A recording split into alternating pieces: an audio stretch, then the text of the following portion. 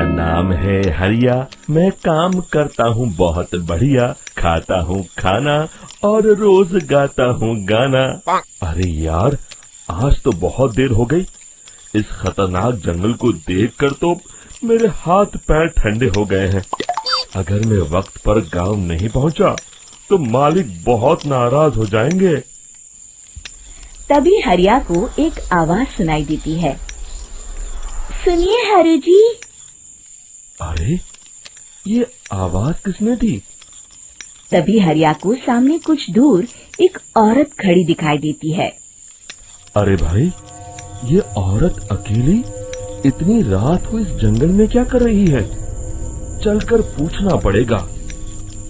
फिर हरिया अपनी बैलगाड़ी उस औरत के सामने लाकर रोक देता है और उससे पूछता है। अरे सुनिए, आप इतनी रात को इस खतरनाक जंगल में अकेली क्या कर रही हैं? तभी वो औरत मीठी आवाज में कहती है। अरे हरु जी, आप आ गए। मैं कब से आपका इंतजार कर रही थी। वैसे तो यहाँ से काफी लोग गुजर चुके हैं, लेकिन मैं खास आपका इंतजार कर रही थी। अच्छा, तुम सच कह रही हो? मुझे तो यकीन नहीं हो रहा है। वो क्या है ना, आज तक किसी ने मुझसे इतने प्यार से बात नहीं की। हाँ हरु जी, मैं सच कह रही हूँ। अब देर मत करिए और जल्दी से मुझे मेरे घर तक छोड़ दीजिए। हाँ, कौन सी बड़ी बात है, अभी छोड़ देता हूँ। आप मेरे पीछे बैलगाड़ी में बैठ जाइए और मुझे रास्ता बताते चलिए। फिर वो औरत हरिया की बैलगाड़ी में बैठ जाती है और हरिया बैलगाड़ी हाँकता हुआ आगे चल पड़ता है। फिर उस औरत के बताए हुए रास्ते पर चलते चलते हरिया बैलगाड़ी लेकर एक काली गुफा के आगे आकर रुक जाता है। हरिया उस औरत से पूछता है। देवी जी, आपका घर कहाँ है? यहाँ तो एक गुफा के अलावा और कुछ नहीं है। तभी अचानक वो औरत हवा में उड़ने लगती है। देखते ही देखते उसका सुंदर रूप एक डरावनी चुड़ैल में बदल जाता है और वो जोर जोर से हंसती है। अरे तू तो एक नंबर का बेवकूफ निकला। तू तो बड़ी आसानी से मेरी बातों में आ गया। अरे मर गया रे, ये तो एक चुड़ैल है। हे भगवान बचा ले, ये तो बड़ी डरावनी दिखाई दे रही है। और फिर अगले ही पल हरिया की बैलगाड़ी में रखा सारा सामान हवा में उड़ता हुआ उस काली गुफा के अंदर चला जाता है और वो चुड़ैल भी उस गुफा के अंदर जाकर कहीं गायब हो जाती है। हरिया ये नजारा देख बुरी तरह घबरा और परेशान हो जाता है। अरे, ये चुड़ैल तो मेरा सारा सामान लेकर गुफा में गायब हो गई। अब क्या होगा? अगर मैं गांव खाली हाथ गया तो मालिक मेरी अच्छी खबर लेंगे। मेरी इस बात का कोई यकीन भी नहीं करेगा। फिर आखिर वही हुआ। हरिया के मालिक चंपक सेठ को हरिया की किसी भी बात पर रत्ती भर भी यकीन नहीं हुआ। चंपक सेठ को लगा हरिया झूठ बोल रहा है और उसने ही लालच में आकर सारा सामान हड़प कर लिया है। फिर हरिया को बेईमान समझकर चंपक सेठ उसे काम से निकाल देता है। अगले दिन अपनी दुकान में परेशान बैठा चंपक सेठ गुस्से में बड़बड़ाता है। अरे, दुकान में तो सामान बिल्कुल भी नहीं है। अब मुझे ही शहर जाकर सामान लाना होगा। फिर वो अपनी बैलगाड़ी लेकर शहर चला जाता है। शहर से सामान लेकर जब चंपक सेठ वापस गांव लौट रहा होता है, तभी उसे एक आवाज सुनाई देती है। चंपक जी, ओ चंपक जी। अरे, ये तो कोई मेरा नाम लेकर मुझे पुकार रहा है। फिर उस रास्ते में वही औरत खड़ी दिखाई देती है। फिर क्या था, हरिया की तरह चंपक सेठ भी उस औरत के पास अपनी बैलगाड़ी लेकर जाता है और वो भी उसकी चिकनी चुपड़ी बातों के मोह जाल में फंस जाता है। फिर चुड़ैल उसे भी अपनी गुफा तक ले जाती है और उसका सारा सामान लेकर गुफा में गायब हो जाती है। बेचारा चंपक सेठ लाचार होकर खाली हाथ गांव लौट आता है। फिर ये उस जंगल में रोज की बात हो जाती है।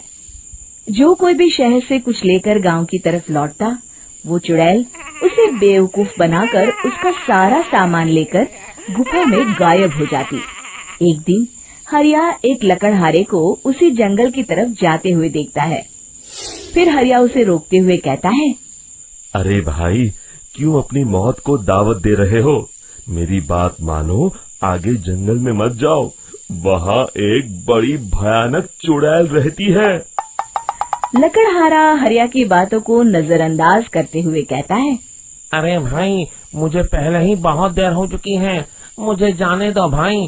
शाम तक लकड़ियाँ काट कर शहर के बाजार में बेचना है। तुम अपनी ये कहानी किसी फुर्सत में बैठे इंसान को सुनाओ, मैं तो चला। इतना कहकर लकड़हारा वहाँ से आगे जंगल की तरफ चला जाता है। फिर अगले दिन गांव के मुखिया के घर के बाहर बहुत सारे लोग जमा हो जाते हैं। तभी हाथ में कुल्हाड़ी लिए खड़ा लकड़हारा कहता है, अरे मुखिया जी, अब आप ही हमें बचाइए उस जंगल वाली चुड़ैल से। हमारा सारा काम तो शहर से ही होता है। अरे मुखिया जी, उस चुड़ैल की वजह से तो मैं पूरी तरह बर्बाद हो गया हूँ। हम सबको मिलकर उस चुड़ैल का कोई इलाज करना पड़ेगा। तभी भीड़ में खड़ा वीरा कहता है, आप लोग चिंता मत करिए, कल से वो चुड़ैल किसी को नहीं लूट पाएगी। मेरे पास एक बहुत अच्छी तरकीब है। तभी चंपक सेठ उसका मजाक उड़ाते हुए कहता है, अरे तेरा नाम वीरा है तो क्या हुआ? तूने अभी उस चुड़ैल को देखा नहीं है?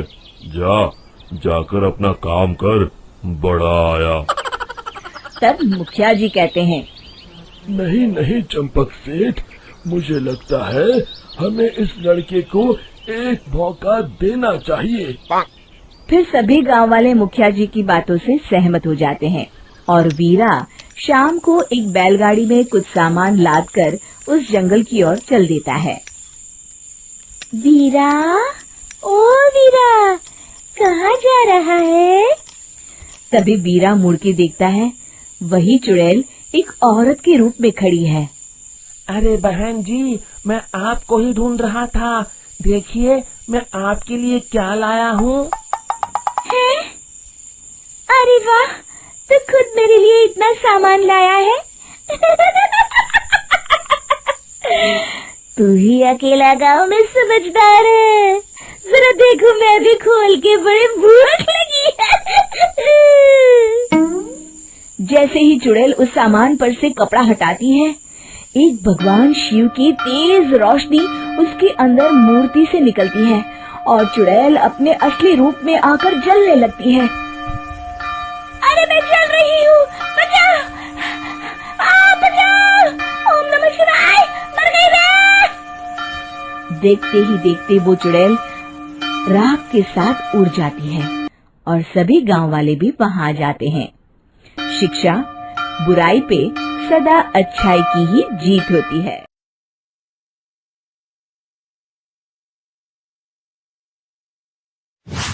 राजेश अपनी भाभी नीलम का लाडला था। नीलम भी राजेश को अपने बेटी की तरह प्यार करती थी। राजेश, लखनऊ वाले मामा जी ने तुम्हारे लिए एक बहुत अच्छा रिश्ता बताया है।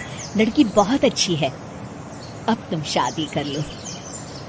अरे नहीं भाभी, शादी तो बर्बादी है। भला तुम्हारे हाथों के खाने में जो स्वाद है वो किसी और के हाथों में कहाँ। मुझे अभी शादी नहीं करनी भाभी।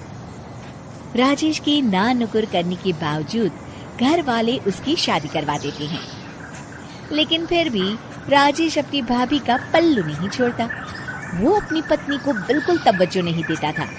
उसके लिए उसकी पत्नी सुधा का होना ना होना बराबर था। अरे राजेश, तुम अकेले बाहर जा रहे हो, सुधा को भी लेते जाओ।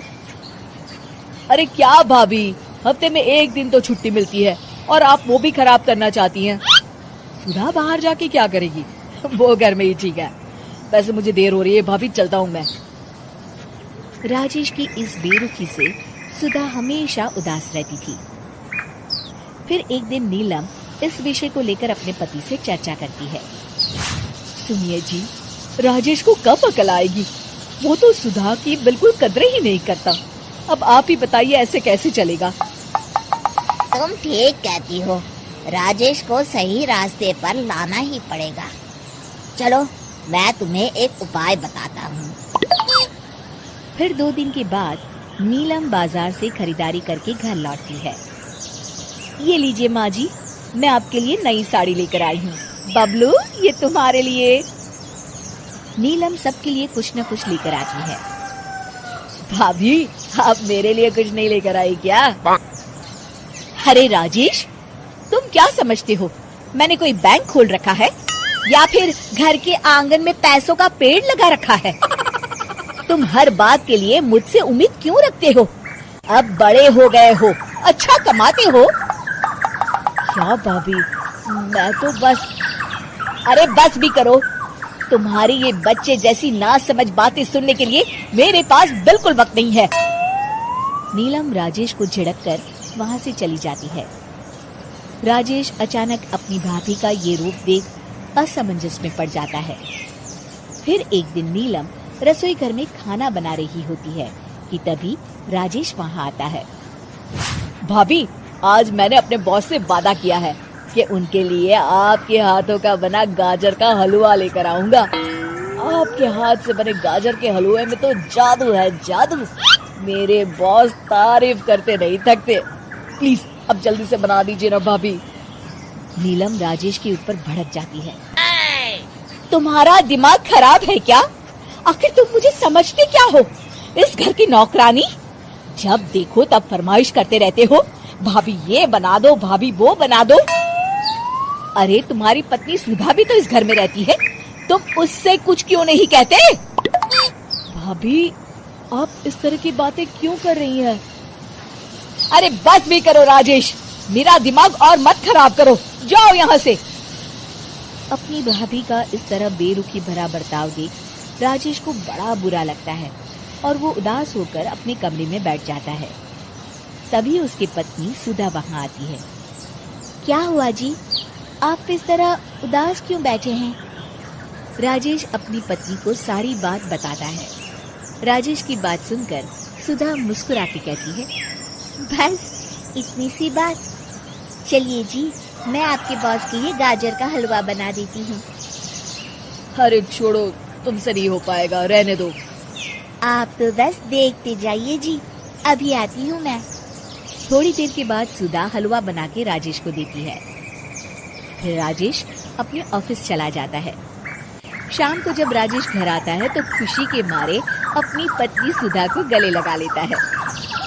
अरे वाह सुधा, तुमने तो कमाल कर दिया। सच में क्या स्वादिष्ट हलवा था। मेरे बॉस बहुत तारीफ कर रहे थे और इस हफ्ते घर आ रहे हैं तुम्हारे हाथों का खाना खाने। और इतना ही नहीं, उन्होंने मेरा प्रमोशन भी कर दिया है। सच? हाँ, मुझे माफ कर दो सुधा, आज तक मैं तुमसे गैरों की तरफ पेश आता रहा। अरे ये कैसी बातें कर रहे हैं जी, मैं तो आपकी पत्नी हूँ। धीरे धीरे राजेश अपनी पत्नी के साथ पूरी तरह घुल मिल जाता है और अपना ज्यादातर समय सुधा के साथ बिताने लगता है और उसकी हर छोटी मोटी जरूरतों का ख्याल भी रखता है। ये देख राजेश के भैया और भाभी बहुत खुश होते हैं। फिर एक दिन राजेश और सुधा बाहर से घूम कर आते हैं। राजेश, सुधा के प्रति तुम अपनी जिम्मेदारी समझो, इसीलिए मैंने तुम्हारे साथ ऐसा बर्ताव किया था। अगर तुम्हें मेरी किसी बात का बुरा लगा हो तो मुझे माफ कर देना। अरे अरे भाभी, ये क्या कह रही हैं? मैं जानता हूँ आप तो मेरे लिए हमेशा अच्छा ही सोचोगी। आखिर आप वर्ल्ड की बेस्ट भाभी जो है। इसे कहते हैं अंत भला तो सब भला।